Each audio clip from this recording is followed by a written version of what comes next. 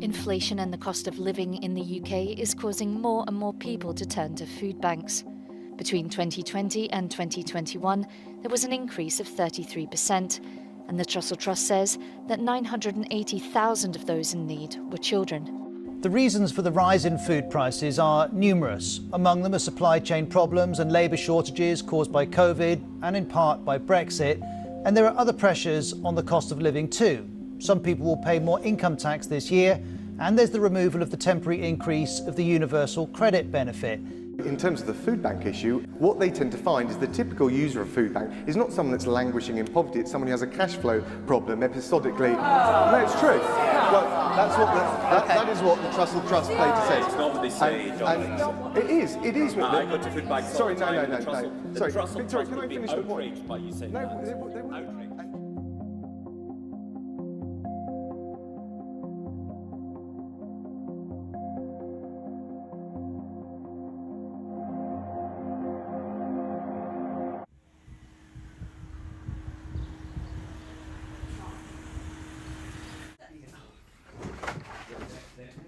I've lost a hearing aid. Have you? Oh no! I went to the farm on Wednesday, and when I got home, I only had one hearing aid. Right, Eileen, I'm going to start a couple of crates of Eileen. I'm going to start a couple of crates. Sorry, say again. I'm going to start. What we're doing is, this is goods coming in.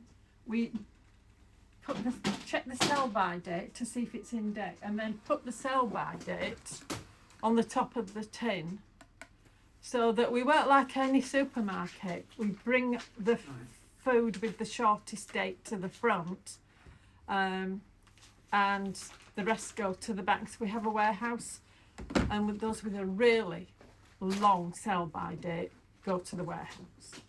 Right, I have one more. So what have we got there?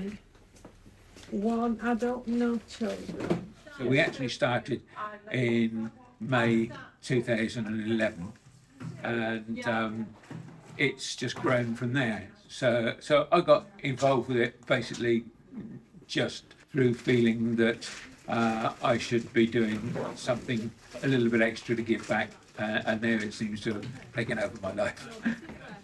The biggest change is the volume of clients we're seeing. Certainly over the period of the pandemic, where we had our biggest year, we actually doubled our biggest year that we'd had previous to that, whereas we normally would be looking at feeding about 2,500 people a year. Over 2020 we've fed over 5,000. It's not slowing down a lot at the moment, so we see where it goes. We're on the smaller ones next. When we put the orders up, as you heard, it's like one family, one person. We've got a one person column, so we know what to give for one, then two, then three, don't we? Yeah. So Yeah. it's not. I saw a picture of a food bank the other day in the paper, and all the bags were lined up, and they all look the same. Because last year we had a huge delivery of baby food, baby jars, and we knew we wouldn't be able to get rid of them. It was a massive amount. Now, I'm from the north of England, and I was visiting the north of England, so I took some to a food bank in Stockton, and it's a very deprived area, and in that area we get lots of things coming in from our area, from our supermarkets. We consider it to be a well-off area, so we've lots on our shelves, but they don't, because it's a completely deprived area. So the way they work theirs is they make up a food bag per person, because it's the only way they can do it. Where we have a selection of nice produce, they sort of don't, and that's why that happens, I think.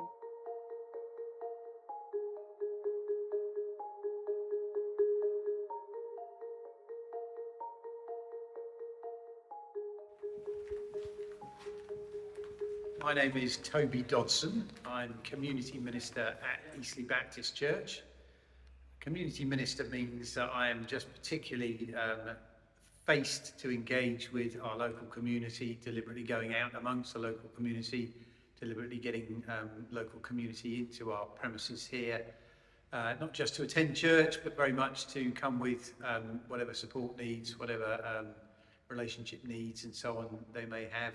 So people who find themselves in need, financial need, or in need of food, those sort of things, are able to self-refer to us here at Eastleigh Baptist Church as one of the agencies that has an arrangement with the local Basics Bank. So they can just turn up here and explain their situation, express their situation, and be referred over to the Basics Bank. But there are other agencies, CAP, a Debt Advice Centre, for example, or the local Citizens Advice Bureau, social services. There's been a steady sort of flow of people coming in, which gradually seemed to be kind of increasing over time. But then it got to COVID, and referrals went absolutely through the roof. I mean, I'd love to share just the general need, because a lot of people are, as I said earlier, on the kind of the cusp of poverty line, cusp of kind of break even. It doesn't take a lot to tip people into a situation where all of a sudden they can't make ends meet, and that's really scary. Do you pay this bill, keep your house warm, or do you have to cut back on your food bill?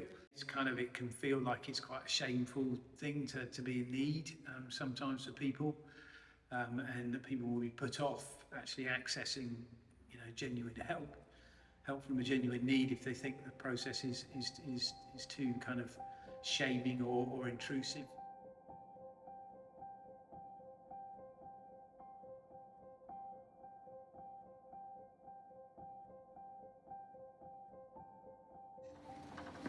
Thank you.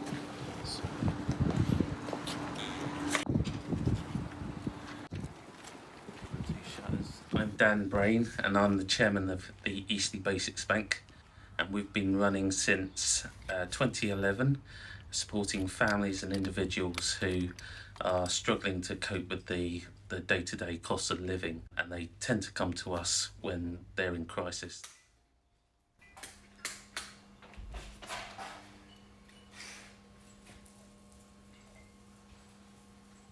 It used to be like baked beans, tea bags and pasta, tons of the stuff.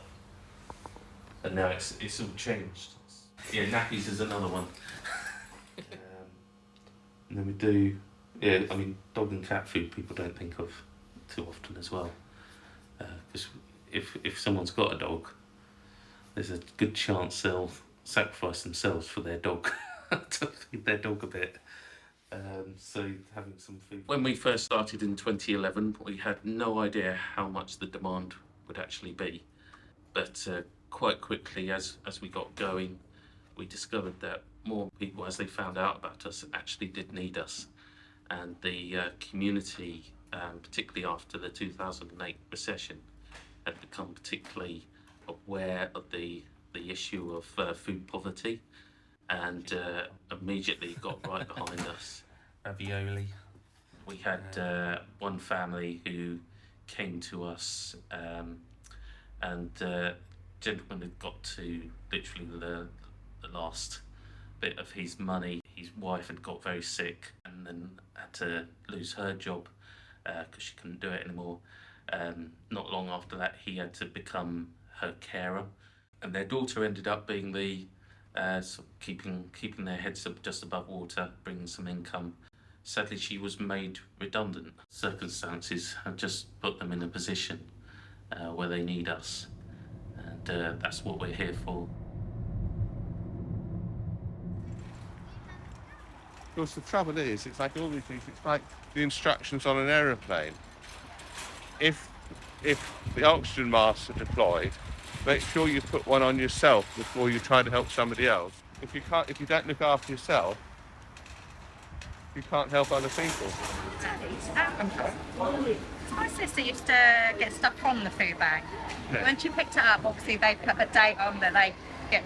The dates are fine on the 10th, but it's got... Well, it was really just starting to get going during my term, because I got elected in 2013, and that was, things were really starting to bite a bit. following the credit crunch, and we saw it build up and build up. And to be honest, I thought, well, this is a good local initiative, and hopefully it'll only be needed for a short term. I was wrong. Depriving your children is very difficult. Depriving yourself of a few luxuries. No, I don't mean it that way. A lot of people, it's essential. But depriving yourself is easier somehow, isn't it? Right, we're going to stack them in the case. During lockdown, I was actually taking food to people's houses, and the gratitude of people was just extraordinary. And the other rather sad thing is that some of them felt embarrassed by having to be helped by their neighbours. And it shattered and ended up with a load of wood in the knuckle of his left hand. Horrible. And so he came back in today to get another food voucher. Yeah. So I can think of one lady, Emma, who came in to see us about 6 months ago. She had 2 small boys, and they had literally run from their homes in the northwest. They'd arrived down here with a pram and the clothes that they were standing up in, and that was it. And needed some food help. We offered them food for probably 3 or 4 weeks. We were able to provide them with food while the local domestic abuse charity was able to set one of the boys up in school and the mum with a local flat. We don't know what happened to them, and that's often the case with people who come in for us. But Emma, and I often think about Emma and her 2 boys who came in absolutely terrified that her partner was going to catch up with her and had no food or money, as I said, other than the clothes that she was standing up in. So after about 3 months in the Eastleigh area, she's moved on, but hopefully she'll be able to now start a new life and a happier one for her and her family. Universal credit is both an in-work and out-work benefit. It was some relief. For that to be removed, it will leave us a big question again. Do I go hungry, or do my kids go hungry? But £20 is roughly about doing potentially an extra 2 hours work per week. In terms of the national living wage has been already increased. So you're telling that single parent then that you don't need to make a decision about whether he goes hungry or the kids go hungry. He goes to work for an extra 2 hours a week. I'm saying that's a comparable in terms of, at the moment, 35 hours.